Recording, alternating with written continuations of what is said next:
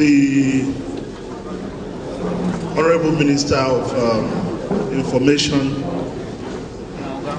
my brother, Mr. Labaran Mako,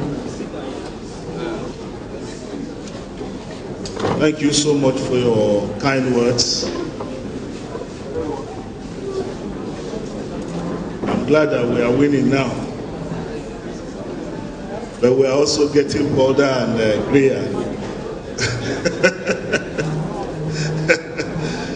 The Honorable Minister of State for Finance, Alhaji Yarima Ngama,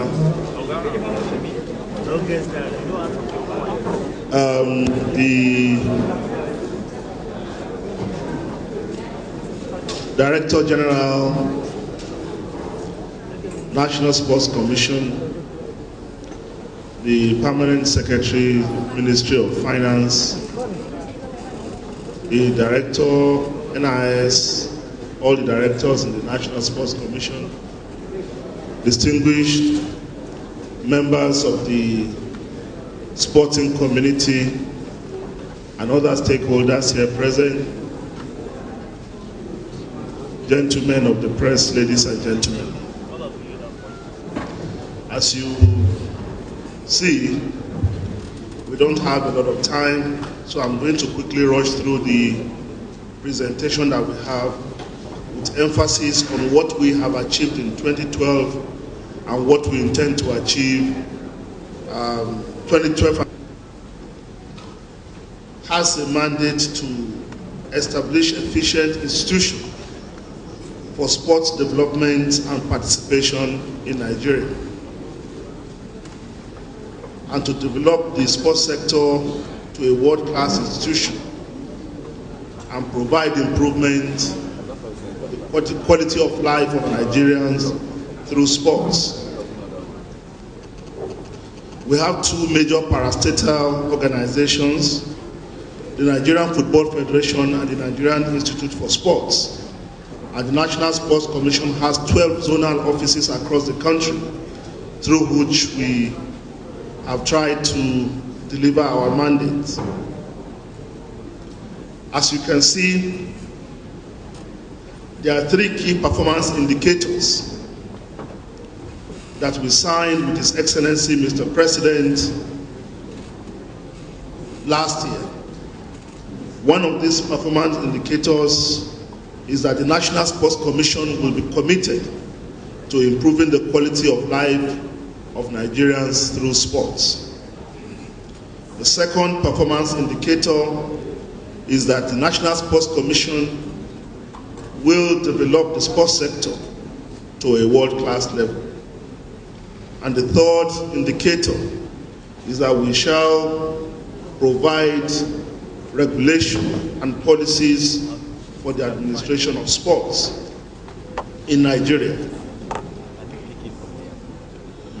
The first KPI will be indicated or measured by the number of Nigerians that participate in sports for recreation purposes. The second KPI will be reflected in Nigeria's performance in international competitions.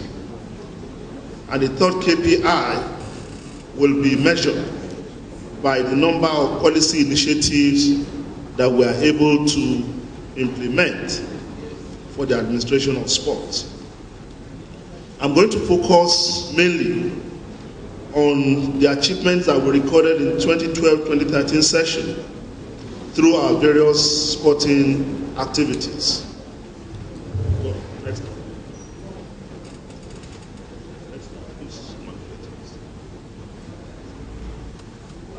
In 2012, Senior Africa Athletics Championship in Port Novo, Nigeria emerged overall winners after 14 years.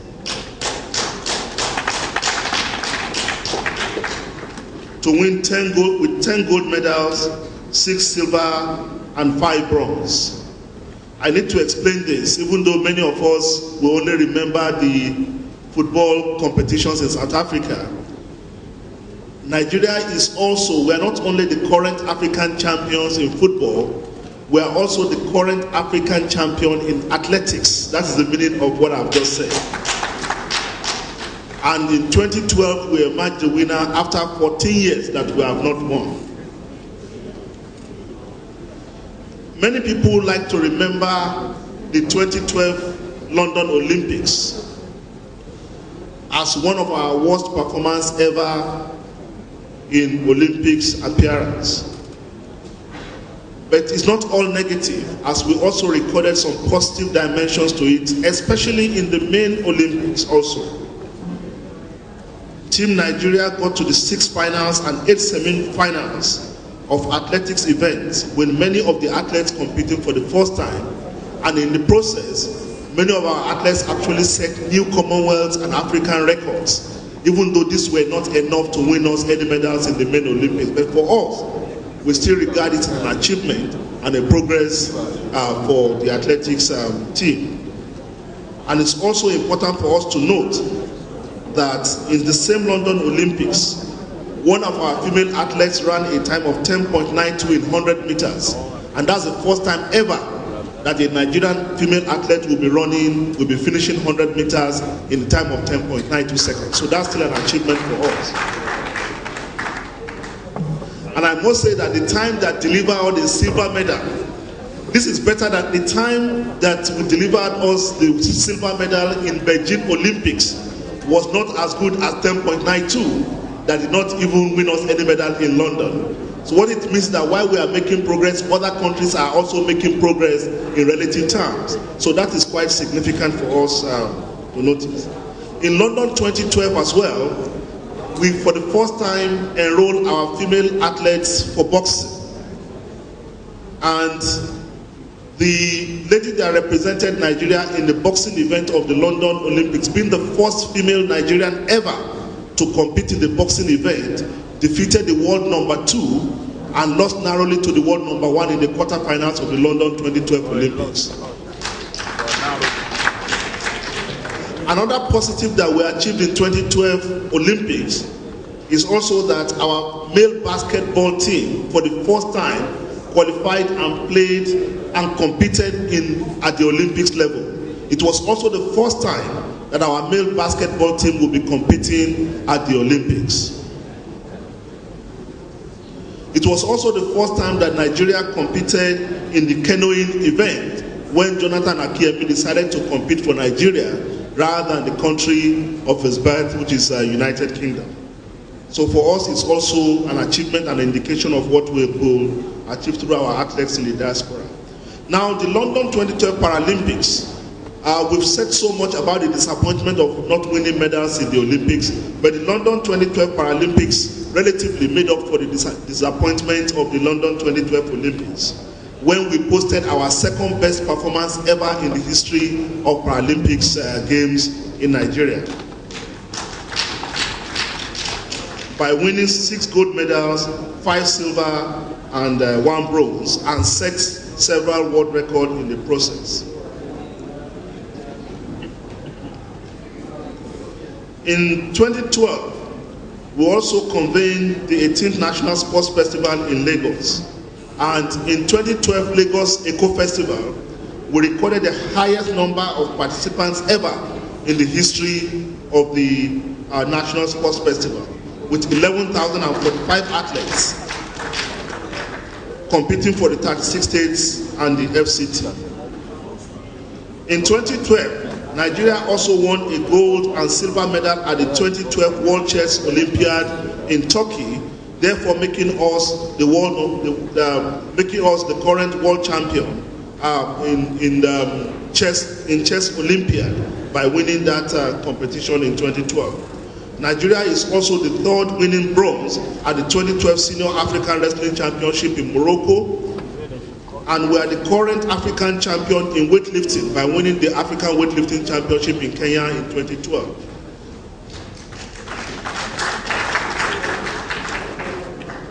The Falconets, our female under-20 football team, got to the semi-final of the Women Under-20 World Cup in Japan in 2012. And in 2012, we also qualified for the Africa Cup of Nations. This is significant as an achievement because if you recall, we did not qualify for the previous Africa Cup of Nations in Gabon and Equatorial Guinea.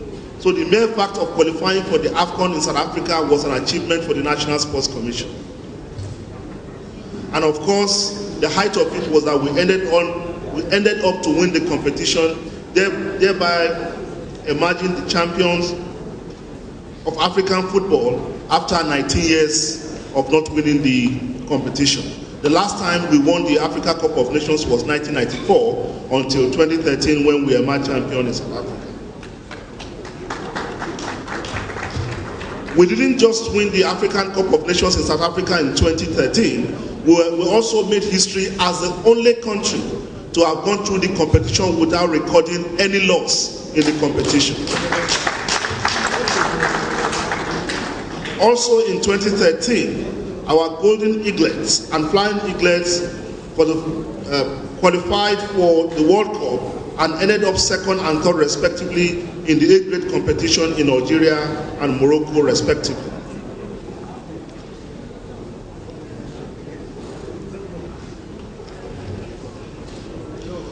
In 2013, our junior athletics team emerged champions in the first ever African Junior Under-17 athletics competition that held in Warri, Delta State. Being the first country in Africa to win the Junior Athletics Championship. So we are also the current champion for Junior Athletics competition on the continent of Africa.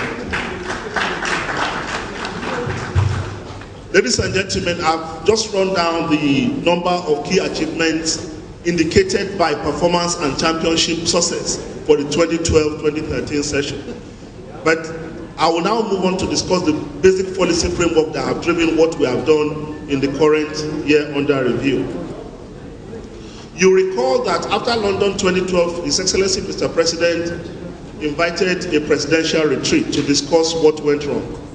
It's important for us to note that this was the first time ever that a Nigerian president will be hosting a retreat to discuss sports. Even though we pride ourselves as a very passionate and sports-loving country, but this is the first time, in fact, that any president will be given the kind of attention that we have received for sports. Mr. President Dr. Goodluck Ebele Jonathan didn't only host the retreat, but he will also go down on record as the first president to specifically mention sports in the budget presentation as an area of priority for 2013.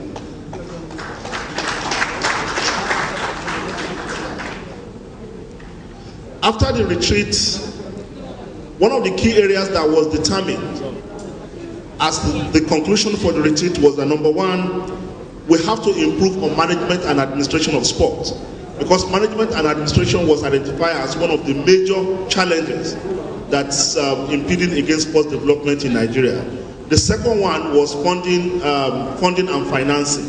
But it's important to note that management and administration is actually regarded as a more significant factor than funding and financing in the development of sports in the country. And the coordinating minister of the economy has left us. I must thank her in absentia, because after the retreat, she said, Honorable Minister, you focus on how to improve management and administration of sports and lead me with the challenge on how to raise funds for sports. And since then, we've worked together very closely in developing a sustainable framework for sports funding and development in Nigeria. I'm now going to quickly go through some of the actions as retarding sports development in the country is the way the sports system is governed, especially at the federation level. One of the key challenges is that the federations are not transparent, they are not democratic, and they are not accountable. because many of the federations like to see themselves as autonomous, whereas they depend on government funding. And when they don't perform very well, it's the National Sports Commission that is held accountable for their performance. So it is therefore incumbent on us to show more interest in what is happening at the federation level. Therefore, after the retreat, one of the key things we did was to reorganize the way the federation are administered. The first thing we did was to develop a code of governance and election guidelines for the National Sports Federation. The second one is to develop what we call the traffic light funding system. And the third is to focus on the development of high performance directorate. We developed the Code of Governance for National Sports Federation and election guidelines into their boards, which took effect from May 2013. And for the first time, we held an election to the board of the federations that has gone on largely unchallenged and without rancor, and that's regarded as one of the most transparent and efficient election ever held into the Federation of Sports. And I speak to you. And as I speak to you, for all the elections that we held, we don't have a single court case for any of those elections. Anybody that is familiar with sports federations election will know that by now we will be drowning in avalanche of court cases. But we are delighted to say that apart from one federation, all the elections went relatively smooth, and the federation board have been inaugurated. What the National Sports Commission has done in the past in terms of managing funding and administration is we receive funds through our budget that we call sporting activity funds, and we have 44 sports federations. So what we do when we receive these funds is that we distribute the funds equally among all the 44 federations, regardless of whether they perform or not, regardless of whether they have an efficient program that can deliver on the vision of sports for the country or not. Now, what we have done under reorganization of the administration of sports is to develop what we call traffic light funding system. And this is to guide the disbursement of funds across the various sports and to shift focus from funding sports federation to funding sporting activities. Under the traffic light funding system, we will ensure efficient and creative application of funds, and to also ensure performance-driven funding and competitive disbursement of the funds.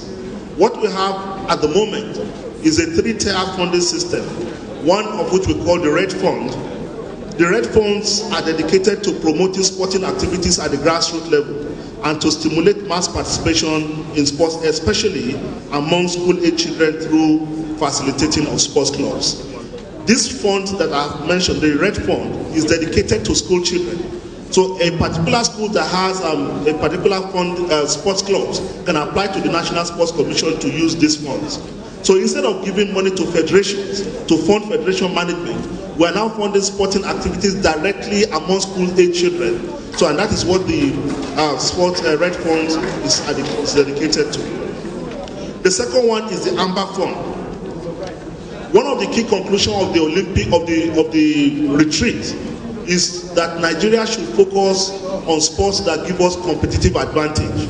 And this includes that will enjoy the automatic funding that has happened in the past. However, what we are also saying is that depend on the performance of these federations, we'll continue to review and substitute as we continue. So if, for example, Taekwondo is one of the six sports where we consider ourselves to have competitive advantage, if Taekwondo does not deliver on the expectations that we have for them, we will not hesitate to replace Taekwondo with another sport.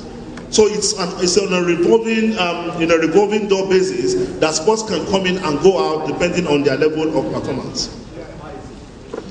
The third level of funding is what we call the Green Funds. The Green Fund is dedicated to elite athletics performance and for high performance sports development. What it means is that individual amateur athletes can apply for funding under the Green Funds.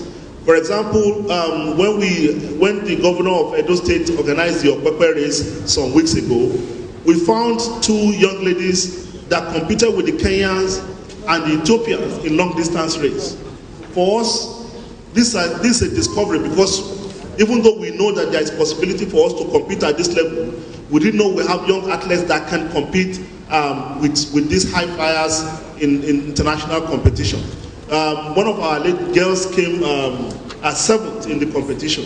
So for this girl, she'll be able to apply for this green fund, and we can send her to Nairobi, to Kenya, where Kenyans train their long distance runners. So other athletes can also apply. A taekwondo athlete can apply, a boxer can apply, a wrestler can also apply for this fund. And a coach can also apply for this fund.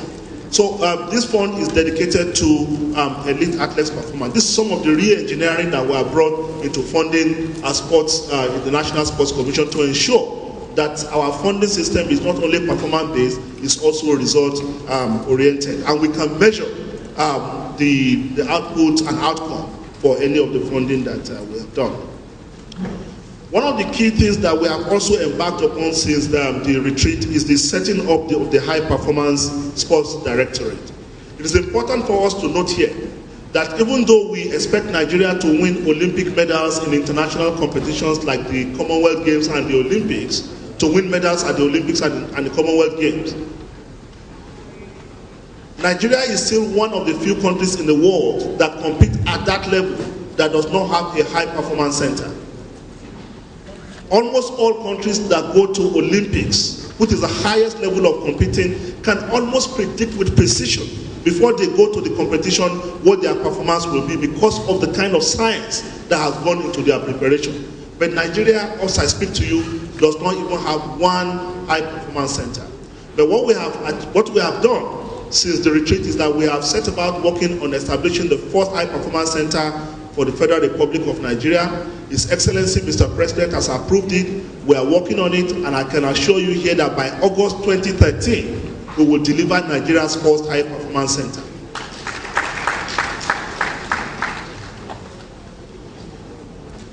Corollary to setting up the High Performance Center is also the High Performance Directorate.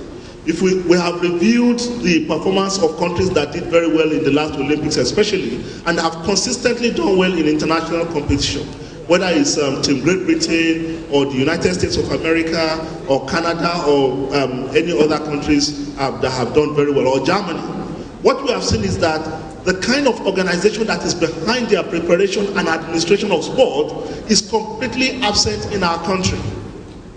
The basic building blocks for success at the highest level does not exist. Apart from the High Performance Center that I've mentioned, we don't have a High Performance Director. We don't have a National Performance Director for any of our sports. What happens is that the federations hold national trials, they select athletes, they hand these athletes to the National Sports Commission. Whether they are good or bad, we don't know. The National Sports Commission simply hand them over to the Nigeria Olympics Committee, and the Nigeria Olympics Committee simply enroll them for competitions. No country on earth prepared for mega games like this anymore.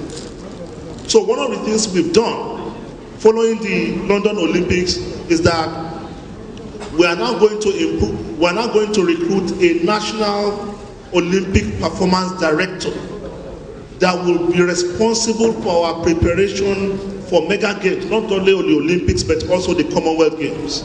And we are going to have a National Performance Director for all the 6 games that we have identified as areas of our competitive advantage.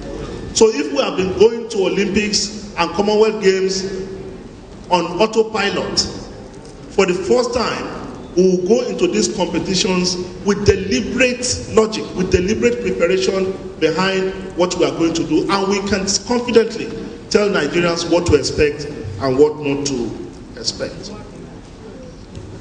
Funding is one of the key areas that we have worked on, and like I said, we are working with the Office of the Coordinating Minister of the Economy to find sustainable formula or framework for funding sports. In the past, we have relied on budgetary release, and that is why you have found that when we go for international competition, we don't receive funds until 2 weeks, sometimes at best a month to the competition. Like the London Olympics, we did not receive funds until 2 months to the Olympics. This is not sustainable, and it's not feasible, and it's not workable. But with the framework we are putting together with the Office of the CME, we are setting up a dedicated sports funding framework that is not dependent on the national budget, that is private sector driven. A sports development fund that will be dedicated not only for the development of sports generally, but for elite sports preparation. And we are looking into the lottery, as we have found. One of the areas that most countries have used for the development of sport is the lottery fund. So His Excellency, Mr. President, has approved for us to look into how to review the lottery fund to make it, to give it a stronger focus on sports funding. And we have made progress on that. We have a consultant working on the review of the lottery fund. And we believe that when this job is done, we'll see a new funding strategy for sports development in the country. We're also looking at taxing of some luxury foods like tobacco policy actions that we've taken. One of them is that, as we know, the National Sports Festival is the biggest sporting event in the country. And over the years, we've used the National Sports Festival for what we call the discovery of talent. And we're also hoping after London that the National Sports Festival in Lagos will provide us the platform to discover new talents. But I can tell you here that it's been it's faulty thinking all along, believing that the National Sports Festival can produce athletes that can represent Nigeria at the Olympics or the Commonwealth. Because after Lagos Festival, we found that the average age of athletes that competed in Lagos was 24.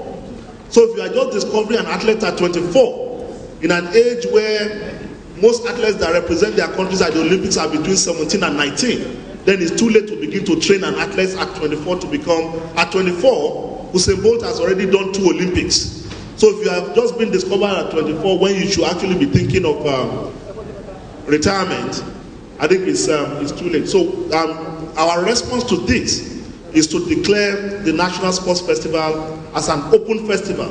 It's not going to be Nigerian equivalent of the Olympics. It's going to be the biggest sporting event in Nigeria, where every athlete of Nigerian descent anywhere in the world can compete, unlike now.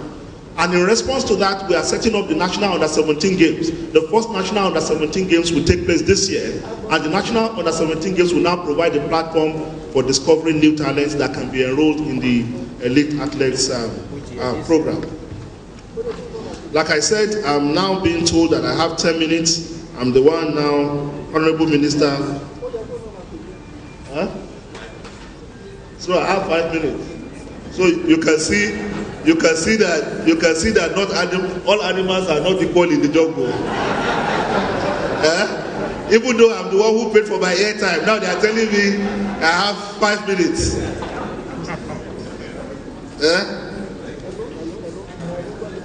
Okay. Thank you for listening to my petition. One of the key issues that thank you very much, Honorable Minister. One of the key issues that I've also lamented severally is that the National Sports Commission does not have an enabling bill. Even though we exist at the National Sports Commission, there is no law setting up the National Sports Commission. And this has serious implications for the way that we have managed sports in the country. For example, more than 80% of the staff in the National Sports Commission are not professional sports officers. They are simply admin officers and people posted to us from the Civil Service Commission. What this simply means is that once there is vacancy in the National Sports Commission, the Civil Service Commission will simply look at that vacancy and send anybody to us. Whether that person is a welder or a carpenter or bricklayer, it does not matter. If we take a roll call of sports in the National Sports Commission, I probably have more lawyers and accountants than even the Office of the Accountant General at the National Sports Commission. I'm not saying we don't need accountants and lawyers, but what I'm saying is that the National Sports Commission is not even in a position to recruit its own staff. As long as the National Sports Commission bill is not passed, we cannot hire staff, we cannot fire staff. I cannot, for example, say I see a brilliant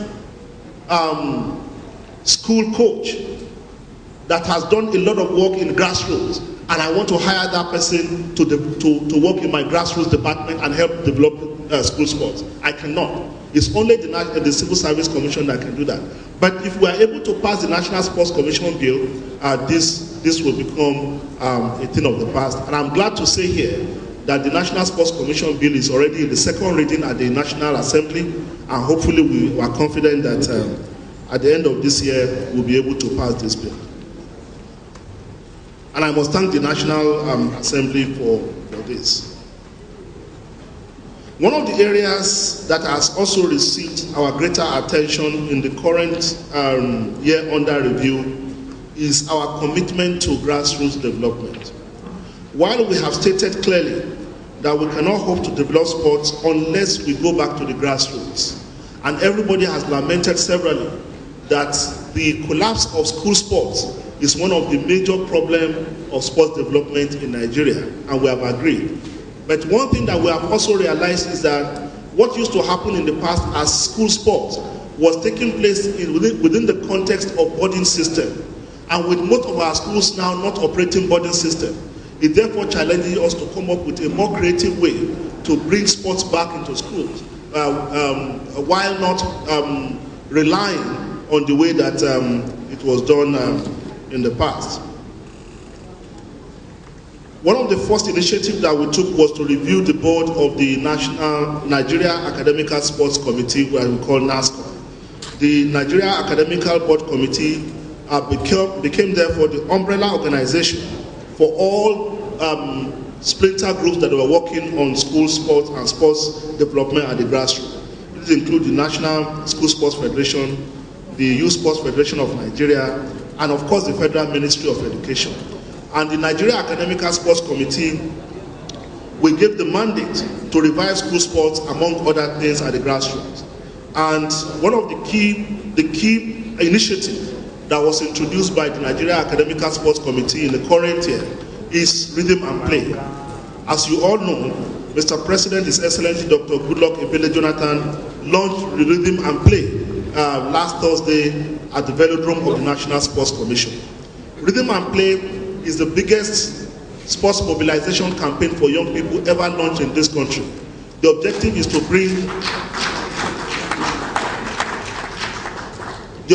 is to use entertainment and music and popular culture, which has become the obsession of young people, to mobilize them to participate in sports. And through this framework, our target is to bring 2 million additional children to play sports within the next 2 years.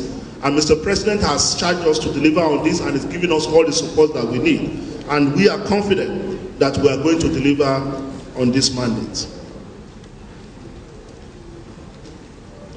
All the details about Rhythm and Play is available on our website, and it's also available in the handouts that have been given, so I'm not going to go through it. But what you will see is that we are going to deliver through Rhythm and Play massive equipment to schools across this country. We have 12 zonal offices. We are working with the Federal Ministry of Education and the State Ministry of Education and the Sports Commission in various states to deliver equipment massively to schools and to deliver training to games masters. Already we are delighted with the kind of response we are getting. An international media organization promised us last week they are going to supply all the equipment we need for table tennis across this country. So I'm also seizing this opportunity that all of you here can contribute. Even if you can give us 10 balls and write your name on the ball, we'll be happy. And it will go a long way in making children play. Because the idea, sports is not all about winning medals. It's not all the time that sports is about winning medals. It is also about getting children to play. That's one of the major things that we have lost in Nigeria. The National Sports Commission wants to bring children back to the playgrounds. When we're able to get children to play, we are also able to grow citizens that are healthier and have more balanced development and able to contribute to the development of the country.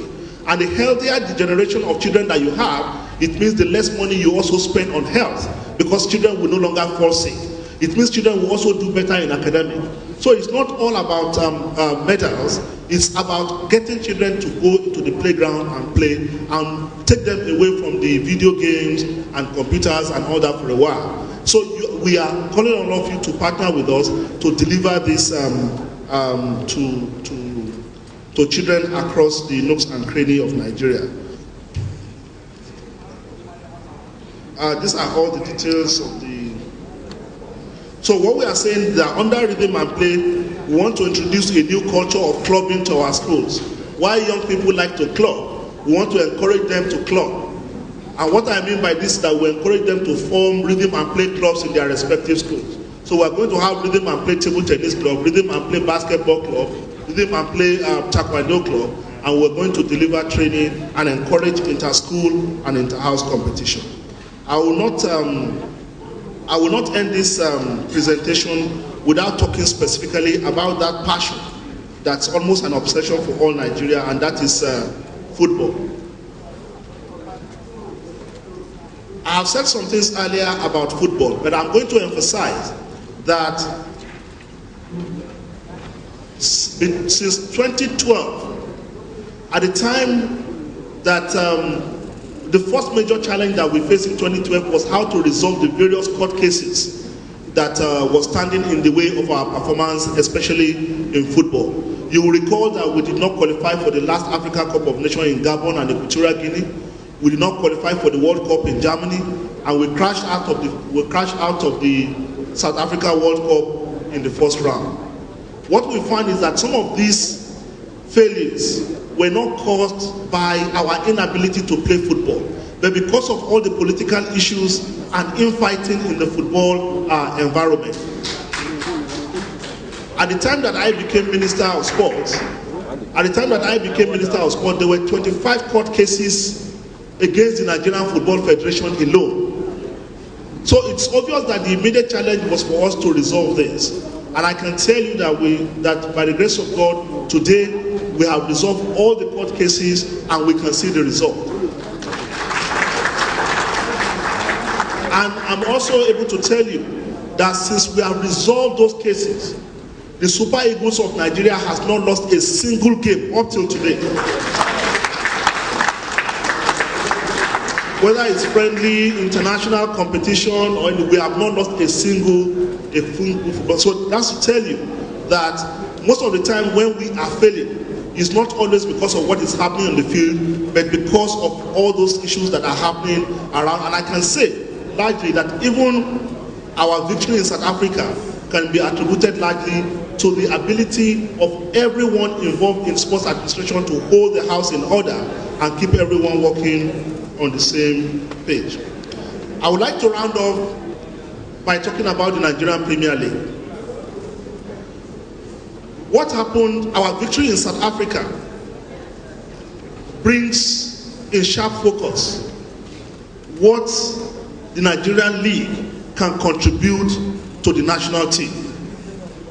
Majority of the young boys who participated in South Africa were from the Nigerian League, and many of them competing for the first time. We are very proud of that. But we are also saying that there is so much work for us to do in this regard. As long as the Nigerian children who go to play professionally, then our job is not done. We want Nigerian children, when they are leaving this country, to play professional football. They are going to play professional football in the country where professional football is developed, not because they are desperate to escape from Nigeria. And I speak to you, there are hundreds of thousands of Nigerian youth languishing in Chinese jail because people have lured them to help them to carry drugs in the name of helping to get them clubs to play in China.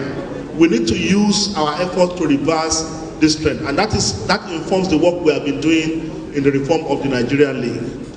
After reorganizing the board and management of that league and putting in place a league management committee, and I can tell you that we have made significant progress. Anybody watching the Nigerian League now can see there is greater commitment, there is greater passion, the quality of football has improved, the quality of officiating has improved, and there is greater private sector confidence returning to the Nigerian League. We believe that with the work that we have started, very soon Nigerian League is going to compete favorably with one of the best football leagues in the world. In the past, it will be difficult to find a team winning away games. If you look at the result of last season, almost all the home games were won by the hosting team, and almost all the away games were lost by the visiting team. But under the current season, we are glad to say that so many teams are recording away wins. That means that the quality of officiating is improving. And we are working with the Office of the Attorney General, because this is very important. Sports thrive on integrity. As long as people cannot go to watch a game, believing that the outcome of that game has not been predetermined, then people will not come to the stadium. match fixing is a criminal offense, and that is why we are working with the Office of the Attorney General to set up a special squad within the AFCC to monitor games. And once we find anyone who has taken part or who has colluded to fix any game or throw any game, we are going to ensure that it's treated as a criminal offense and the law will take its due course. These are some of the reasons. Because it's the only way we are going to restore investor confidence and bring people back into the...